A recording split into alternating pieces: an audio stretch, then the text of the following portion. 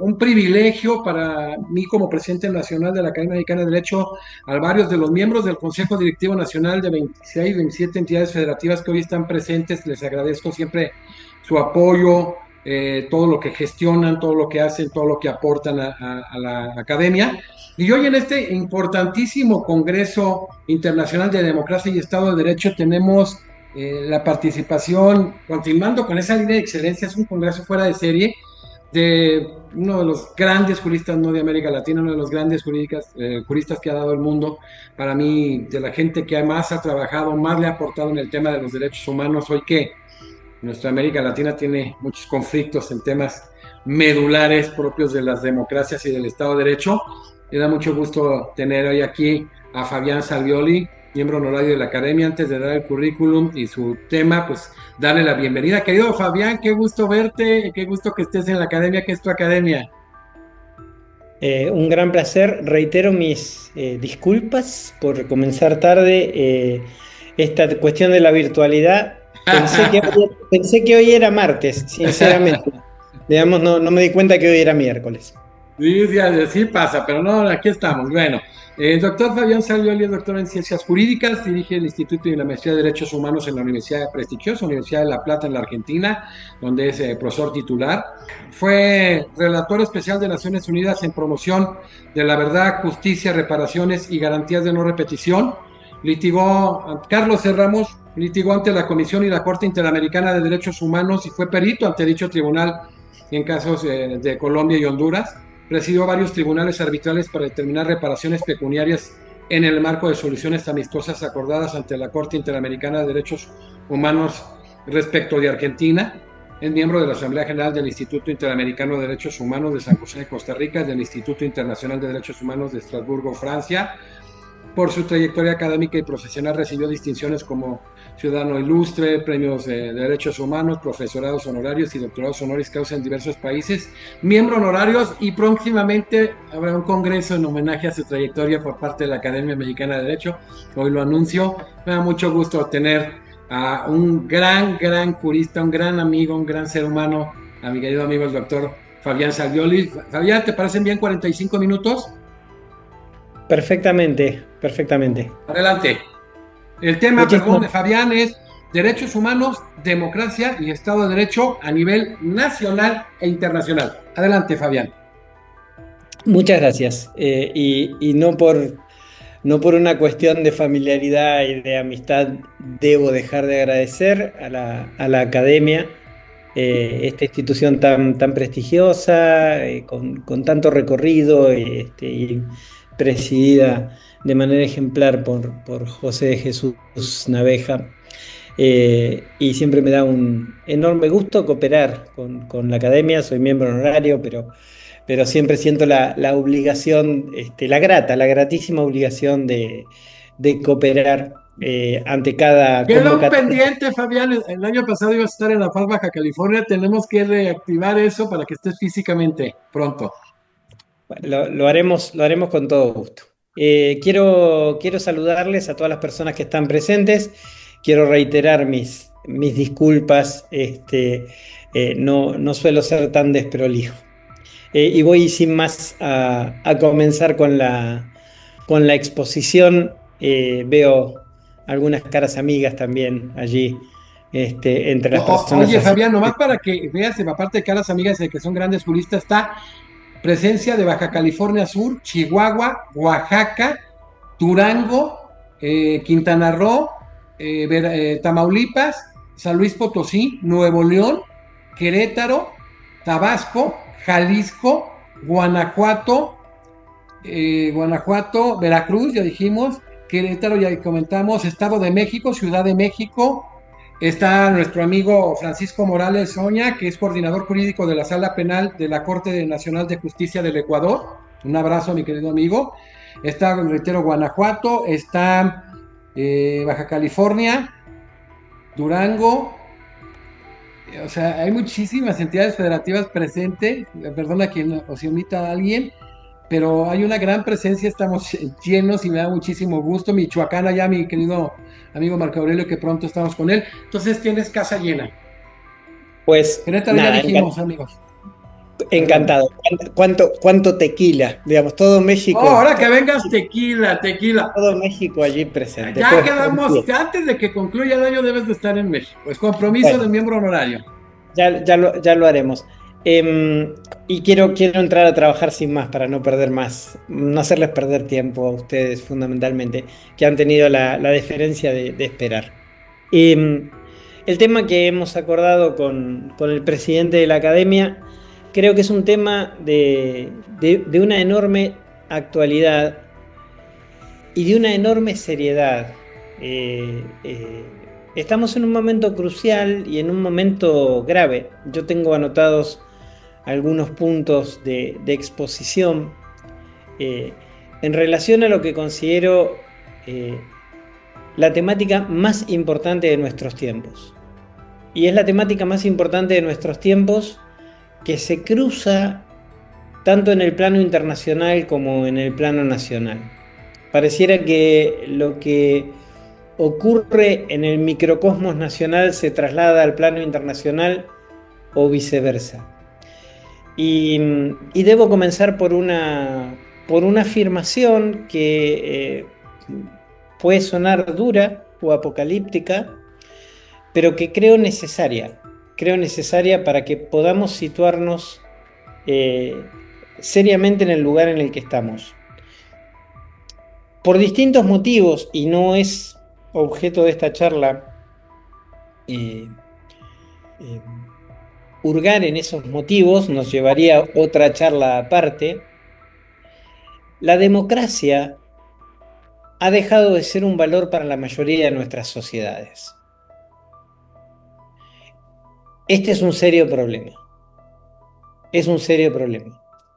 Quizás, por cierto, sin hurgar tanto en las causas, eh, una de las cuestiones más neurálgicas por las cuales las sociedades se han apartado de las democracias es que las democracias han sido democracias meramente electorales y, eh, y se han alejado del rol principal de una democracia, que es respetar y garantizar los derechos humanos sin discriminación de todas las personas. Ha habido un abuso en la utilización de lo público, es decir, el servicio público ha pasado en buena medida a ser el servirse de lo público. Se ha terminado asociando con cierta razón a la democracia con la corrupción, aunque esto es parcialmente cierto, porque las dictaduras son tanto o más corruptas que las democracias, solo que no existen mecanismos de control y de visibilidad como los que existen en democracias, donde hay prensas independientes y funcionamiento de instituciones libres y separación de poderes.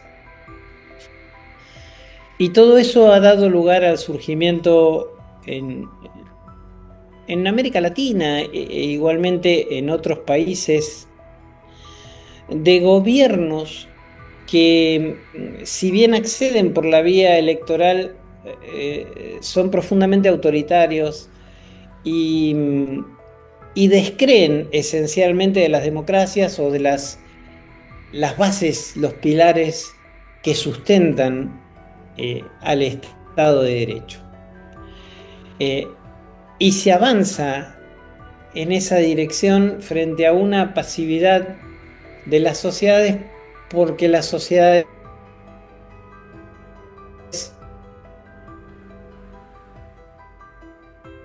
ya no defienden las democracias con cierto fundamento,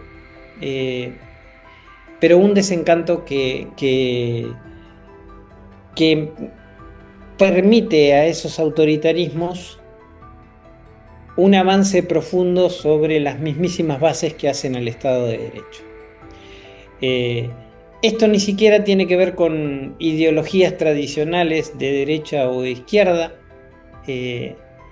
Se observan, a mi juicio y con todo respeto, estos fenómenos en Estados Unidos, en El Salvador, en Argentina, mi país, en México, el país de ustedes, en Ecuador, en Nicaragua, en Venezuela, ni hablar, digamos, y esto se traslada a otros lugares como Italia, Hungría, Polonia, en Europa, y a facciones antiderechos que ascienden muy, muy, muy peligrosamente en otros lugares como España, Alemania, Francia. Eh, es decir, estamos ante una suerte de pandemia, de nueva pandemia, con un virus que ataca a las democracias, y para las cuales la única vacuna posible, a mi juicio, es retomar a la democracia en su sentido más sustancial, más trascendente. La vacuna para esa pandemia, a mi juicio, es la centralidad de las democracias transparentes, ¿eh? Con fuerte separación de poderes, y centradas fundamentalmente en el respeto y la garantía de los derechos humanos. Em, em, Ese es el primero de los puntos que quería señalar, que por supuesto estoy en este punto dando más una opinión que un dato, y por ende esa opinión puede compartirse o no, digamos, pero les aseguro que tiene que ver con una observación estudiosa y no partidaria, digamos, sí comprometida, pero no partidaria, digamos, em, me parece que esas democracias de baja intensidad eh, generan, por ejemplo, que en México la gente ni haya participado en el proyecto de reforma judicial. eh, y yo sinceramente tengo motivos para desconfiar de las intenciones de esa reforma. No, no creo que las cosas de esa manera mejoren el servicio de administración de justicia. Más bien el estudio que he podido hacer del proyecto de reforma, finalmente la ley aprobada, la reforma al Poder Judicial, marca la emergencia de un Poder Judicial muy, muy, muy, muy, muy atado posiblemente a populismos o eh, de dudosa imparcialidad, porque puede haber dependencia de factores económicos, o incluso de crimen organizado. Y este es un problema para toda la sociedad, es un problema para toda la sociedad que amerita tener un sistema de administración de justicia que sea independiente e imparcial. En mi país, si se hiciese hoy una encuesta sobre si hay que cerrar el Congreso, la mayoría de la población diría que sí. Y,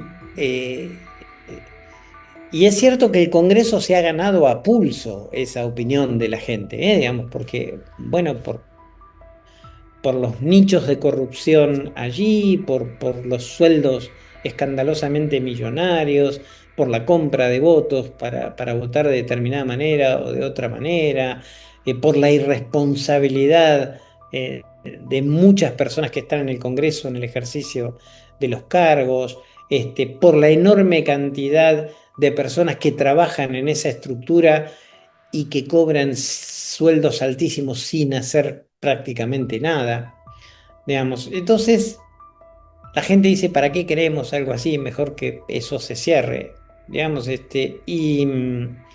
problema es que el Congreso es un elemento fundamental para la separación de poderes, para el ejercicio del check and balance, y para una democracia sustancial.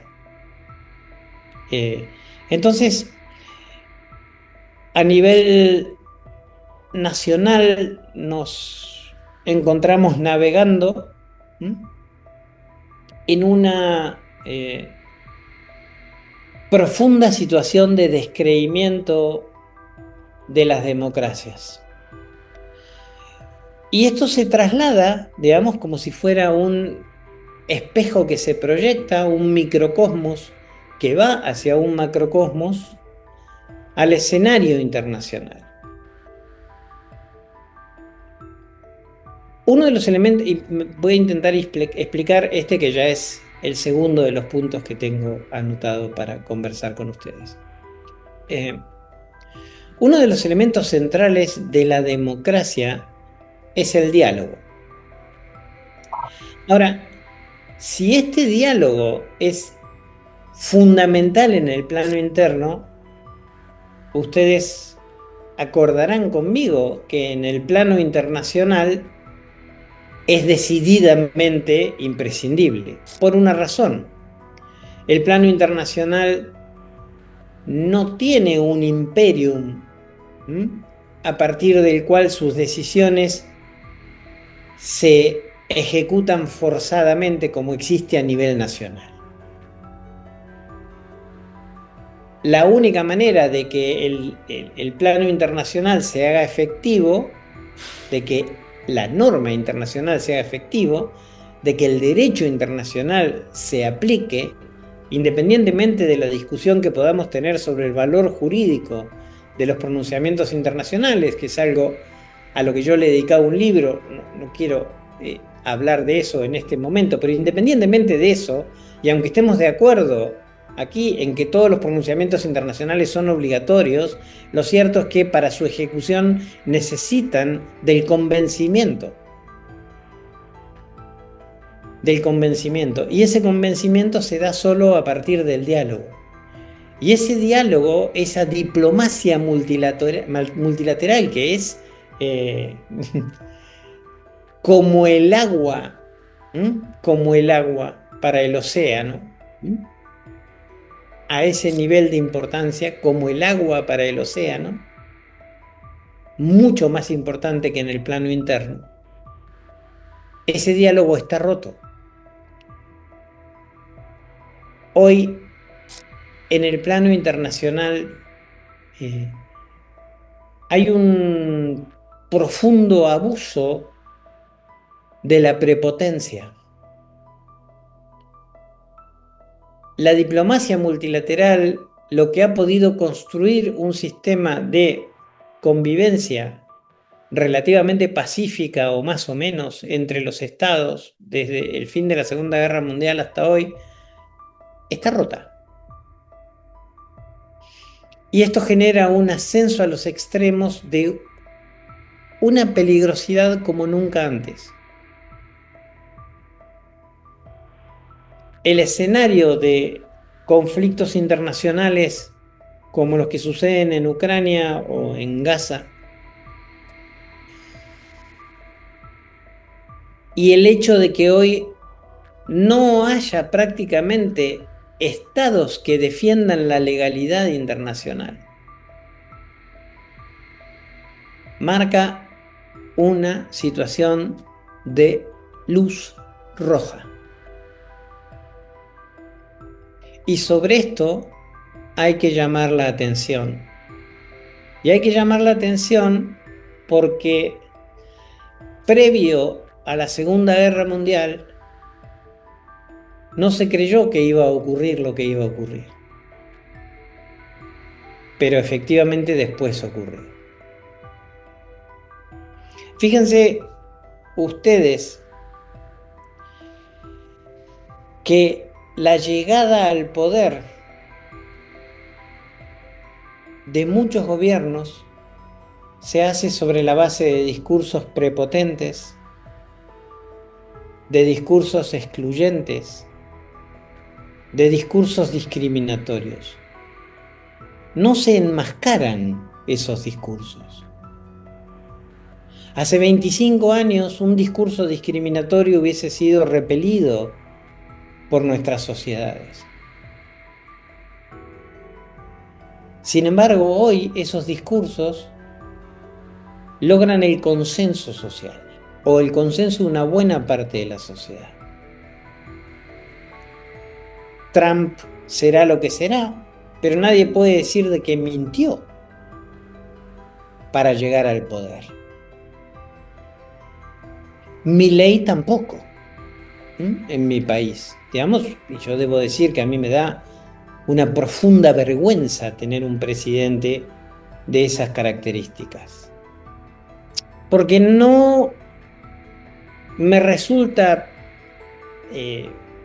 fundamental de que quien preside los destinos de un país sea más de derecha o más de izquierda. Eso es un juego de democracia, y uno podría sentir más simpatía o menos simpatía, pero no debería escandalizarnos. Pero que alguien desde el poder discrimine es muy serio. Lo haga desde la derecha o desde la izquierda.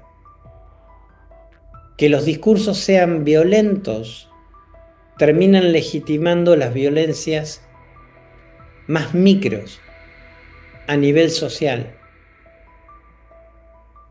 Cuando desde el poder se legitima la discriminación en contra de un determinado colectivo, pues es muy común de que las sociedades avancen hacia esos extremos. Y el Holocausto de la Segunda Guerra Mundial no comenzó el día que Alemania invadió Polonia, ni comenzó el día que se hizo el primer campo de concentración. El Holocausto comenzó el día que el primer discurso discriminatorio contra los judíos fue aceptado socialmente. Después, ese tren fue imparable. Y entonces ese es el clima moral de esta época, sobre el cual yo necesito, por una cuestión ética, llamar la atención en cuanto foro me toca hablar. Me resulta una imposición de conciencia poner arriba de la mesa mi preocupación por el deterioro profundo de nuestras democracias y el ascenso a los extremos de los discursos autoritarios y discriminatorios. En el plano internacional, el ejemplo más acabado de esta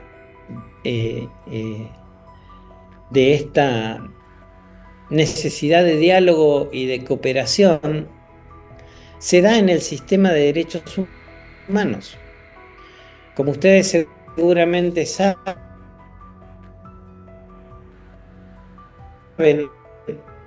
en Naciones Unidas, tiene que ver, es manejado por un órgano que no es un órgano de raíces democráticas, es el Consejo de Seguridad de Naciones Unidas, que tiene 5 estados que poseen lo que se llama el derecho de veto, es decir, pueden impedir, votando en contra, cualquier resolución que se quiera aprobar en el Consejo de Seguridad. Pero esto no pasa en el sistema de derechos humanos. En el sistema de derechos humanos no hay derecho de veto. En el sistema de derechos humanos existen órganos independientes, órganos de tratados, que se llaman comités, como el comité que yo he presidido, el Comité de Derechos Humanos, que llevan adelante diálogos con los estados. A partir de esos diálogos y del examen de informes, se adoptan decisiones, resoluciones que son de cooperación y que marcan una hoja de ruta a seguir por los estados para garantizar los derechos humanos. Y hoy nuestros países reaccionan de manera totalmente virulenta contra el resultado de esos diálogos. Se acuden a argumentos casi de hace un siglo, invocando cuestiones de soberanía que no aprobarían un examen básico de Derecho Internacional en la Facultad de Derecho, y sin embargo son esgrimidas por cancilleres.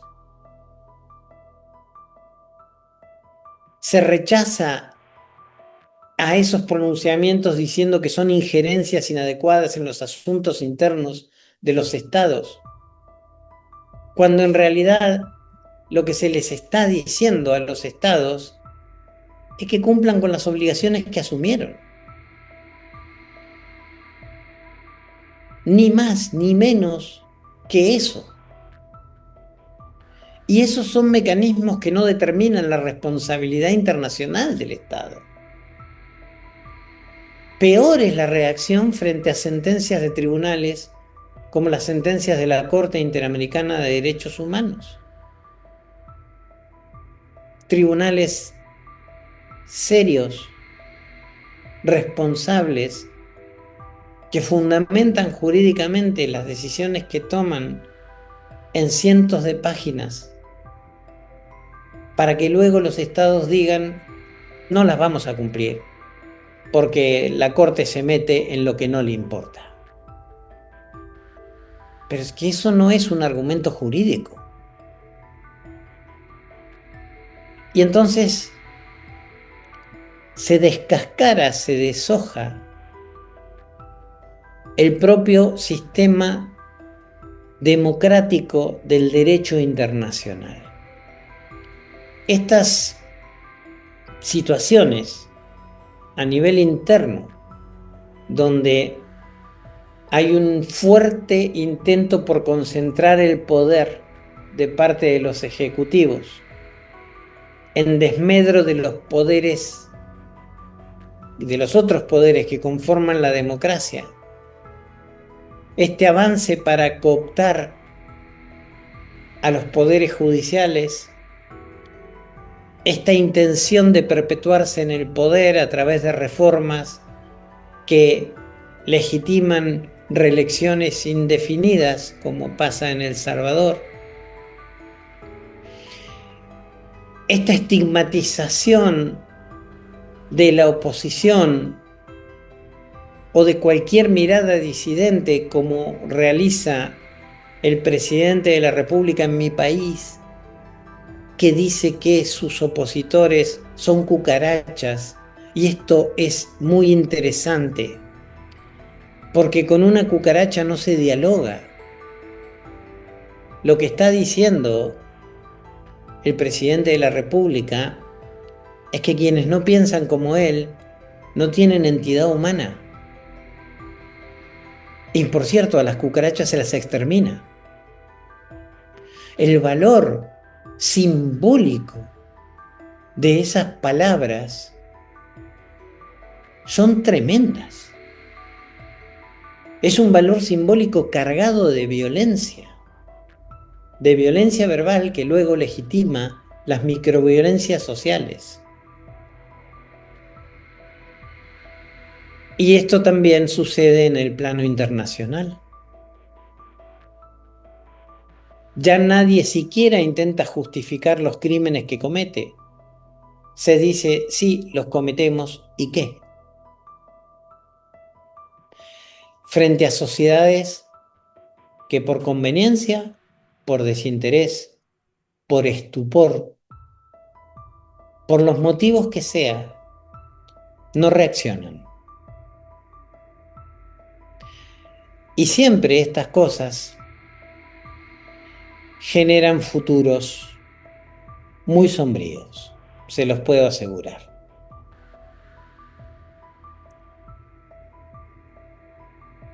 El punto que sigue se llama estamos a tiempo. Aún estamos a tiempo. Aún estamos a tiempo.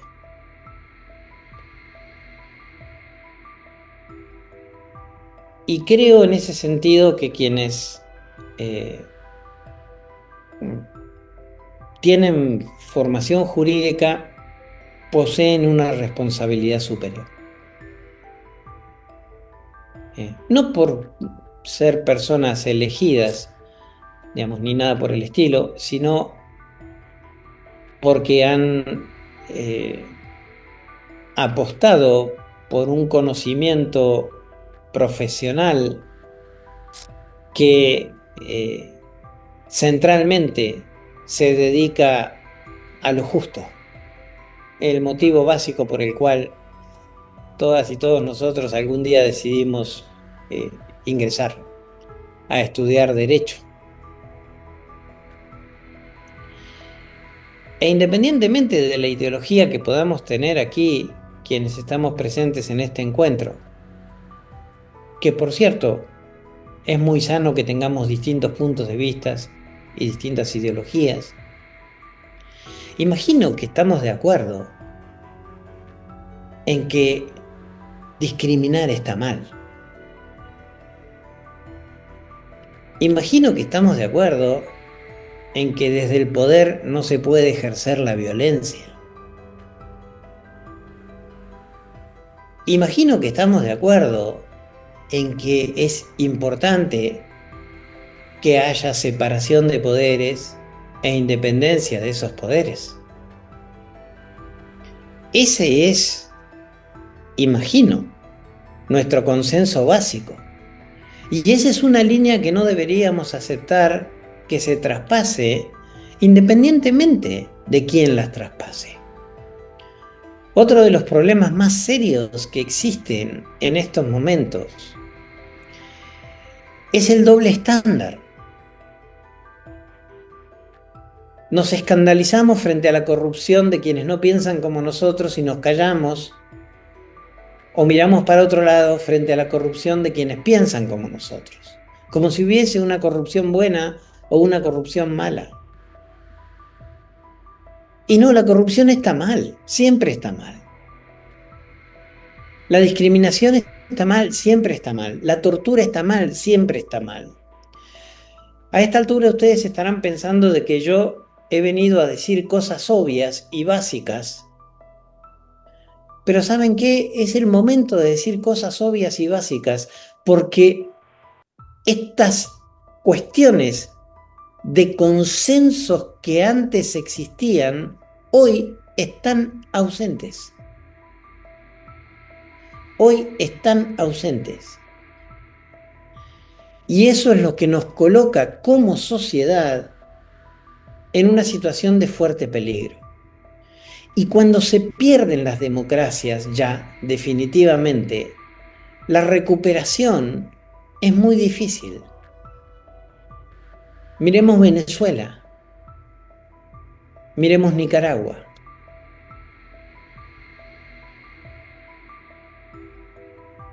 Miremos a El Salvador, porque este no es un problema, insisto, de derechas o de izquierdas. Miremos cómo Bolsonaro ha intentado por todos los medios que no asuma quien legítimamente había ganado la elección, que fue Lula. Con esto quiero decir de que no tiene que ver con derechas o con izquierdas. Tiene que ver con vocaciones profundamente autoritarias de quienes hoy tienen un fuerte apoyo social porque se ha deteriorado la calidad democrática y la capacidad de diálogo. Estamos a tiempo, de todas maneras. Y el punto que sigue es la vacuna. La vacuna para esta pandemia de maldad, de crueldad, esta pandemia de violencia, esta pandemia de aislamiento, esta pandemia de individualismo, esta pandemia de no pensar, porque se nos invita a no pensar, se nos invita a consumir fake news y a resolver todo en 140 caracteres. Se nos invita a declinar de la conciencia que debe guiar nuestros actos. Esta pandemia instalada y que en buena medida también responde a esa pandemia del COVID que nos ha vuelto más individualistas y más aislados, bajo la falsa idea de que estamos conectados, para colmo, pero estamos muy aislados en un microcosmos de profundo egoísmo. Pues esta pandemia tiene enfrente una vacuna que es infalible y que ya está inventada.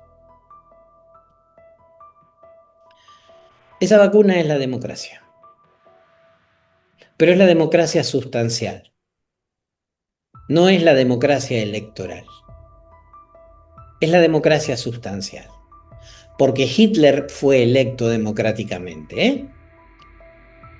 El llegar a poder por la vía de las elecciones no nos garantiza un régimen democrático. ¿Y cómo se mide el régimen democrático? Pues el régimen democrático se mide en función de cómo y cuánto respetamos y garantizamos los derechos humanos.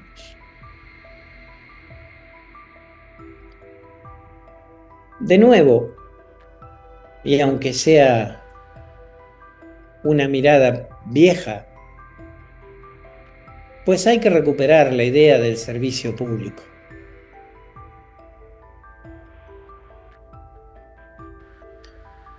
La política tiene que estar nutrida por gente al servicio público. Los partidos políticos tienen que hacer un fuerte esfuerzo, y sobre todo quienes militan en los partidos políticos, para no aceptar corrupción al interior.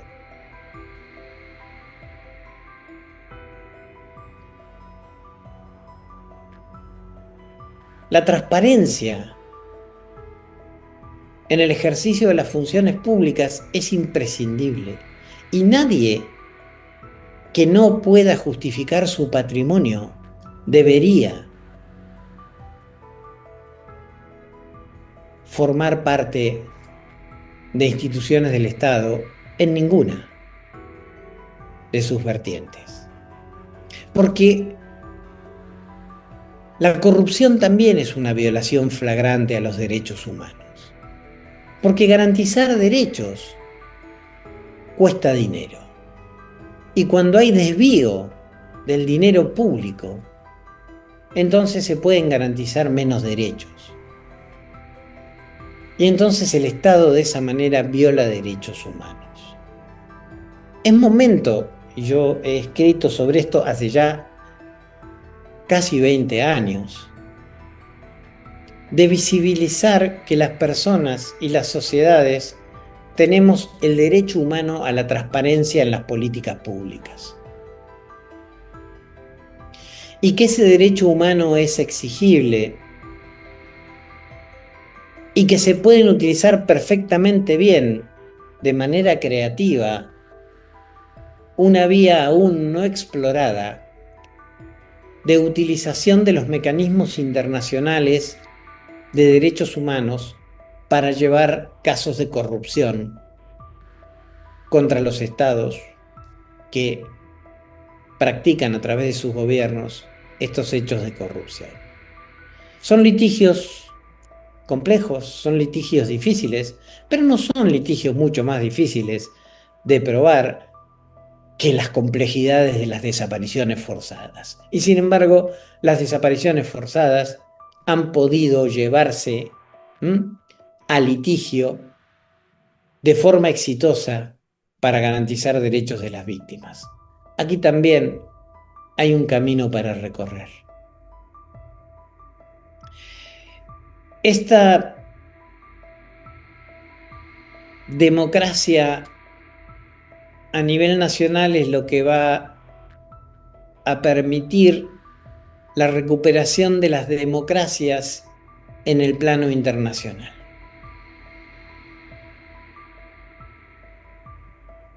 Las sociedades, y ahora fundamentalmente las organizaciones no gubernamentales, la sociedad civil organizada, tienen que exigirle a los cuerpos diplomáticos volver al multilateralismo.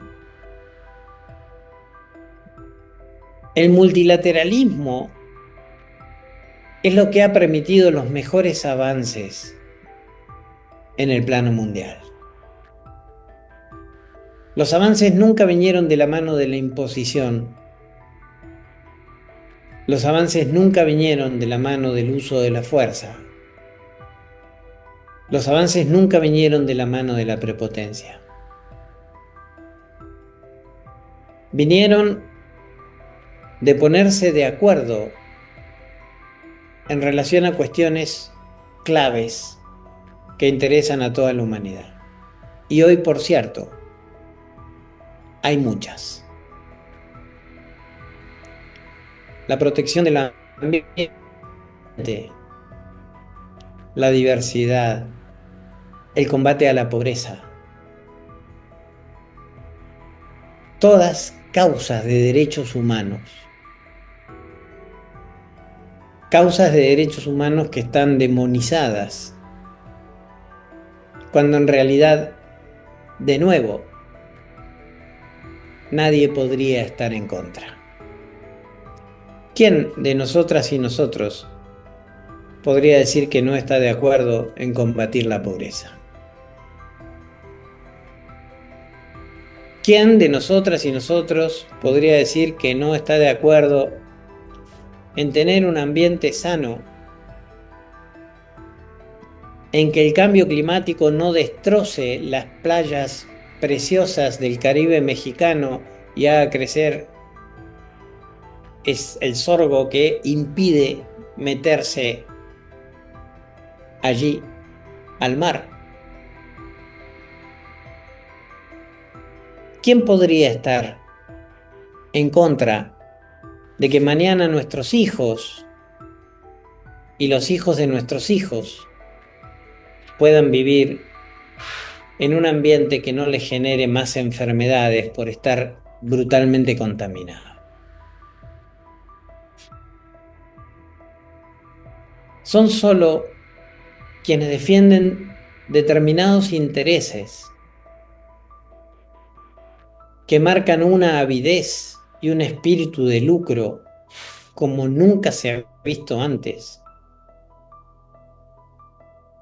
Quienes defienden esas cosas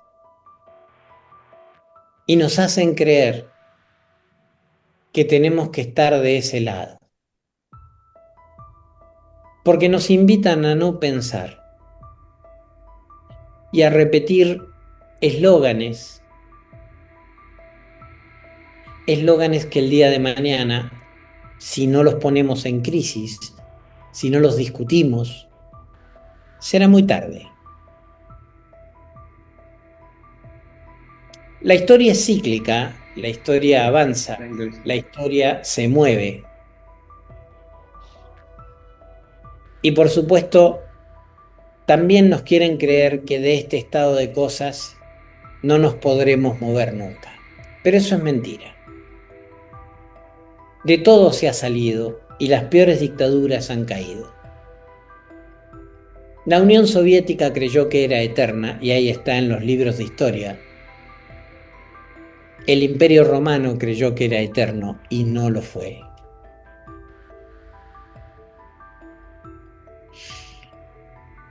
Entonces, hay posibilidad de salir.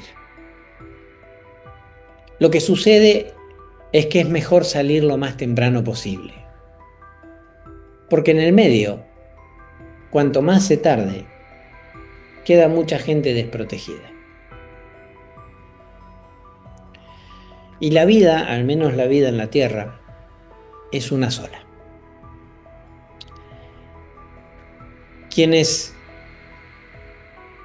hemos elegido a la lucha por la justicia como profesión, como una profesión que nos quema, que nos interpela cotidianamente, que nos marca una situación que no nos deja vivir tranquilos. Quienes seguimos sintiendo esa llama por lo justo,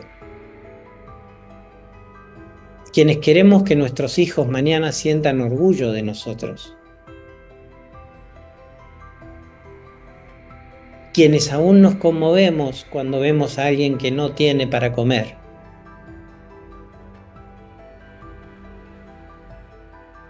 cuando nos choca brutalmente que alguien pase frío y no duerma bien en un lugar digno por la noche,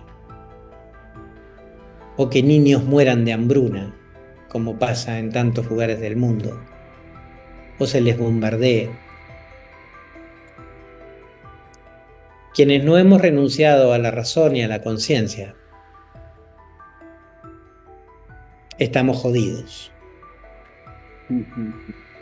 Pero al mismo tiempo, es nuestro mejor privilegio. Porque no hemos renunciado a lo que tenemos de humanidad.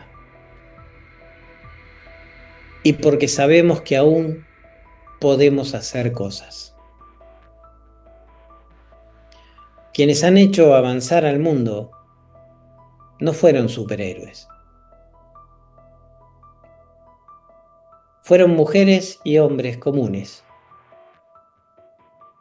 que simplemente no han cedido a la tentación de renunciar a la humanidad. La democracia y el Estado de Derecho en serio, sustancial, a nivel nacional y a nivel internacional, es lo único que permitirá un mundo menos indolente y fundamentalmente, para quienes hemos elegido este camino, un mundo más justo. Solo hay que ir hacia allí y no callarse la boca. Les agradezco mucho por la atención. Gracias. Más que nunca comprometido, nos debes una. Vas a venir a México este año, platicamos tú y yo esta semana y vemos tu agenda. La gente está feliz, me están diciendo y diciendo que quieren que vengas y lo vamos a platicar tú y yo. Me da mucho gusto, Fabián, sabes el cariño que te tengo y este tema de reflexión, ¿no? El poder tocar derechos humanos, Estado de Derecho, ¿no? Democracia en esta defensa multinivel y que la democracia sustancial o sustantiva, tan importante, pluralismo, estos estatutos de minorías, partidos políticos sólidos, con democracia interna, con transparencia, la justicia, hoy que vemos del tema, la impartición y administración de justicia, la independencia judicial, donde llegan a las cortes o a las altas cortes gentes con lineamientos muy propios de un partido, muy casados a un partido, todas estas situaciones, incluso decía Marco Antonio, por ahí Marco Aurelio, el tema, Aurelio Nava, nuestro presidente del capítulo Michoacán, el tema de las organizaciones criminales que pueden representar un grave peligro precisamente para las democracias, pero Fabián, la democracia es una forma de vida y muchas veces parece que no lo queremos defender. Sí, y también debemos luchar contra los autoritarismos propios, porque todos los tenemos. Porque todos los tenemos, digamos, en cierta medida, y esto lo hemos conversado en alguna vez contigo, la imagen de los dictadores nos tranquiliza, ¿no? ¿Por qué? Bueno, porque claramente no somos Hitler, claramente no somos Videla, ¿no? Para nombrar al dictador en mi país. Pero el tema no es ser Hitler o ser Videla o no serlo, el tema es ¿qué parte de lo que yo veo en mi espejo discrimina a otro? ¿Qué parte de lo que yo veo en mi espejo subestima a otro? ¿Qué parte de lo que yo veo en mi espejo es indolente frente al resto? Y la discriminación es pan de cada día en la calle, en los estadios de fútbol, consumimos cotidianamente eso. Consumimos cotidianamente eso. Y eso es lo que provoca luego autoritarismos. Entonces, tiene que ver con lo que estás diciendo, ¿no? Con una forma de vida, con una forma de vida, con una forma de vida que hay que exigir, pero el problema es que hoy decir que hay que defender las democracias es un discurso vacío y por eso hay que convencer de que la democracia es mejor. Es decir, es mejor para todas las personas. Es mucho mejor para todas las personas. La Y cultura de la también que la paz, retomar el democracia, diálogo. eso, exactamente, y que esto va de la mano de la transparencia en las políticas públicas, y que quienes se valen del poder para abusar del poder no son democráticos. Nada, es una fachada esa. Ese doble estándar que estableces tú, yo creo que todo el mundo le dio risas, hay de diversos países hoy y de varios diversos estados, y todo el mundo no le dio risa porque esté contento, sino porque lo está viviendo en el día a día. Sí, ese es otro serio problema, digamos, yo hace rato que ya no creo tanto en las derechas o en las izquierdas. Para mí, los gobiernos se dividen en dos. El que respeta los derechos humanos Y me el que tendrá no a su lo respeta, lado y el que los viola me tendrá en contra, digamos, claro. Y más y se desde tu acabó. formación y donde estuviste, imagínate en qué posiciones. Es que es eso, digamos, por eso mismo la voz de las víctimas es muy importante. La voz de las víctimas. Es decir, qué sé yo, digamos, problemas globales, el machismo es un problema. Clarísimo. Y es un problema que nos concierne a todos, que nos concierne absolutamente a todos. Ahora, el asunto es que no asumimos lo que nos toca, porque decimos, está muy mal el machismo, pero ninguno de nosotros reconoce tener un amigo machista. Entonces, ¿dónde están los La machistas? presunción de inocencia, esa vocación, esa transformación social que no se da. Es fundamental hacer preguntas incómodas y hacernos preguntas incómodas.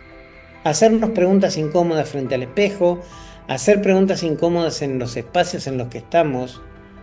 Es decir, este, buscar recuperar el sentido de fraternidad, digamos, ¿no? O sea, mirá, yo soy un profundo enamorado de la causa de los derechos humanos porque creo en ella como en ninguna otra, digamos, pero el artículo 1 de la Declaración Universal todo lo dice, todo lo dice.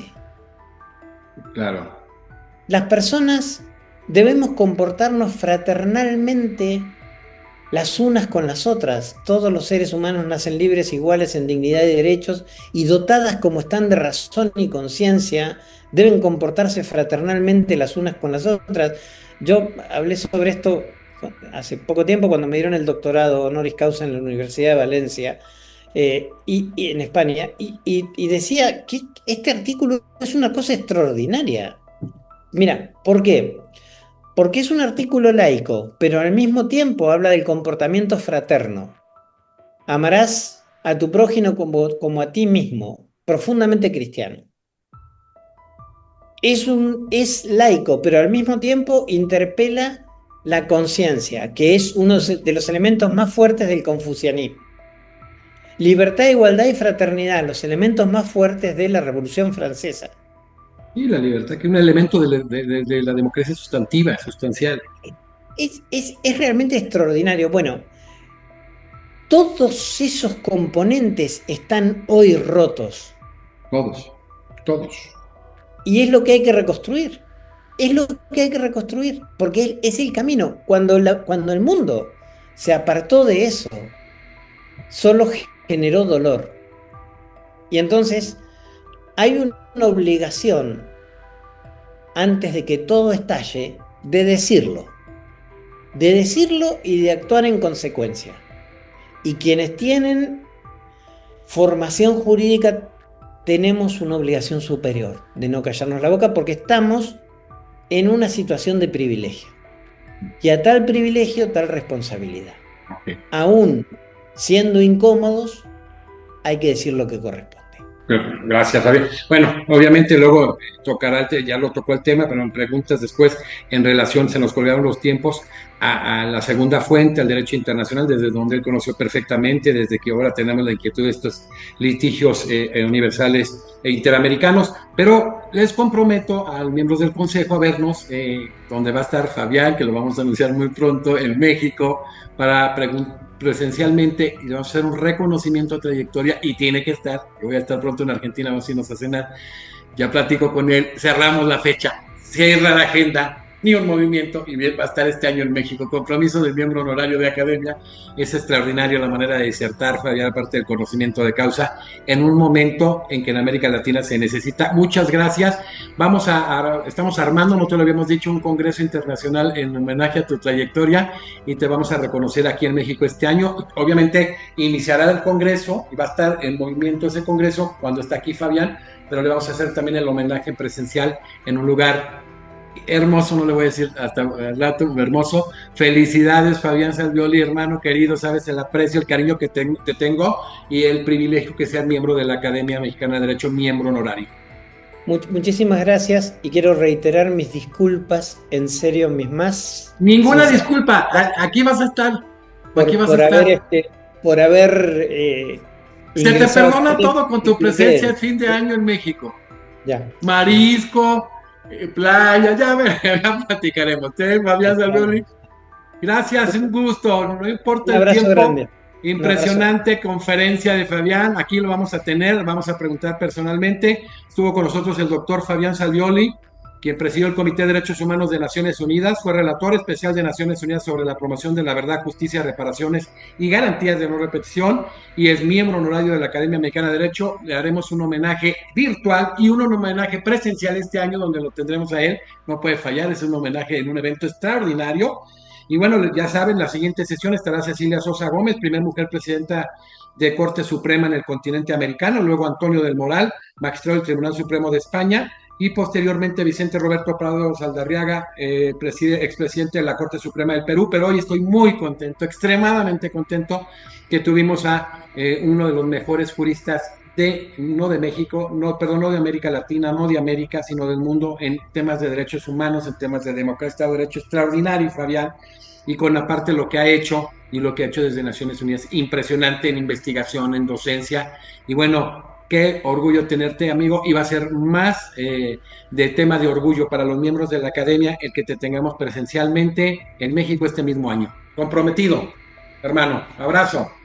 Abrazo a todos y felicidades. Hoy, reitero, estuvo Fabián Salvioli con el tema derechos humanos, democracia y Estado de Derecho a nivel nacional e internacional, y ya platicaremos y abriremos en dónde va a estar en el país.